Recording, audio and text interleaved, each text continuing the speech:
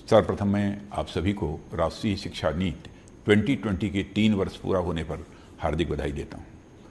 साथियों, जैसा कि आप जानते हैं, शिक्षा किसी भी राष्ट्र के विकास के लिए एक आधारभूत स्तंभ होती है। एक उचित शैक्षणिक वातावरण के बिना संभवतः कोई राष्ट्र प्रगति नहीं कर सकता। इसलिए बदलती वैश्विक परिस्थितियों में समय के साथ साथ शिक्षा प्रणाली में सकारात्मक बदलाव बेहद आवश्यक हो जाते हैं।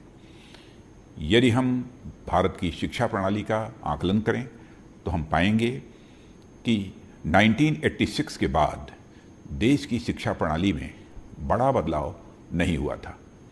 इसलिए समय की आवश्यकता को महसूस करते हुए देश में राष्ट्रीय शिक्षा नीति को लागू किया गया। स्वतंत्र भारत में संभवतः ये पहली नीति है जो देश के लगभग सभी गांवों, कस्बों, ब्लॉकों, जनपदों, बड़ी संख्या में शिक्षकों, शिक्षाविदों तथा शोधार्थियों, विद्यार्थियों एवं अन्य नागरिकों के सुझावों को ध्यान में रखकर बनाई गई है।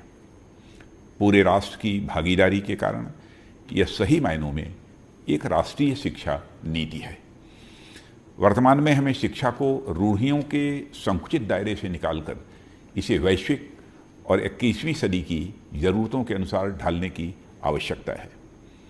इस उद्देश्य की पूर्ति के लिए यह शिक्षा नीति बहुत कारगर सिद्ध होगी, ऐसा मेरा विश्वास है।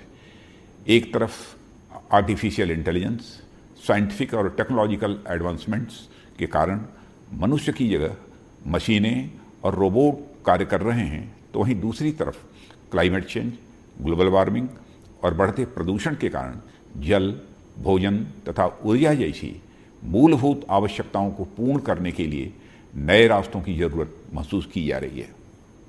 इसलिए यह समय की आवश्यकता है कि हम अपनी शिक्षा प्रणाली के माध्यम से उपरोक्त सभी मुद्दों को हल करने की दिशा में कार्य करें। नई शिक्षा नीति इस मामले में एक आदर्श मॉडल के रूप में उभर कर सामने आई है। कला, विज्ञान, वैचारिक शिक्षा, रचनात्मकता, नैतिकता, मानवीय और संवैधानिक मूल्य, बहुभाषावाद तथा जीवन कौशल जैसे अनेक आयामों को नीति के माध्यम से साधने का कार्य किया गया है, जो निश्चित रूप से भविष्य की समस्याओं का समाधान का भी मार्ग प्रशस्त करेंगी। राष्ट्रीय शिक्षा नीति का एक और महत्वपूर्ण बिंदु है शिक्षार्थियों के चरित्र और व्यक्तित्व का निर्माण और विकास। स्वामी विवेकानंद, स्वामी दयानंद सरस्वती से लेकर दुनिया के अनेक महापुरुषों ने चरित्र के विकास को शिक्षा का प्रमुख अंग माना है। बच्चों का चरित्र और उनका व्यक्तित्व विकास हमारी प्राथमिकता होनी चाहिए। उन्हें अपने परिवार, समाज और राष्ट्र के महत्व को बताने वाली और उनसे जोड़े रखने वाली शिक्षा प्रदान करना यह हमारा कर्तव्य है। साथियों, मैं विद्यार्थी भी रहा हूँ, शिक्षक भी रहा हूँ और उत्तर प्रदेश सरकार में शिक्षा मंत्री भी रहा हूँ और इस क्षेत्र से मेरा गहरा नाता रहा है। शिक्षा की गुणवत्ता को सुधारने के लिए मैंने स्वयं भी कई प्रयास किए हैं। शिक्षा मंत्री रहते हुए मैंने नकल विरोधी अध्यादेश लाकर परीक्षाओं में नकल करने की प्रवृत्ति पर लगाम लगाने का प्रयास किया था और शिक्षा की शुचिता और महत्व को बरकरार रखने का कार्य किया था। आज जब मैं शिक्षा प्रणाली को सशक्त करने के लिए सरकार द्वारा अपनाए जा रहे विभिन्न उपायों को देख रहा हूँ, तो मैं इनका महत्व भली भांति समझ सकता हूँ। मैंने देखा है कि पहले कई छात्र आर्थिक एवं दूसरे कारणों से अपनी शिक्षा पूर्ण करने से वंचित रह जाते थे। इसके कारण शिक्षा के क्षेत्र में हमारा ड्रॉप आउट रेट्स ज़्यादा रहा है।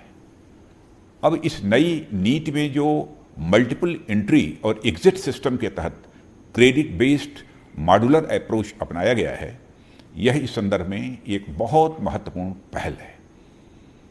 आज इस अवसर पर मैं देश की शिक्षा से जुड़े सभी संस्थानों का अभिनंदन करता हूं और साथ ही यह आग्रह भी करता हूं कि आप सभी मन, वचन और कर्म से नई शिक्षा नीति के क्रियान्वयन में अपना सहयोग दें और नए राष्ट्र के निर्माण में अपनी भागीदारी सुनिश्चित करें।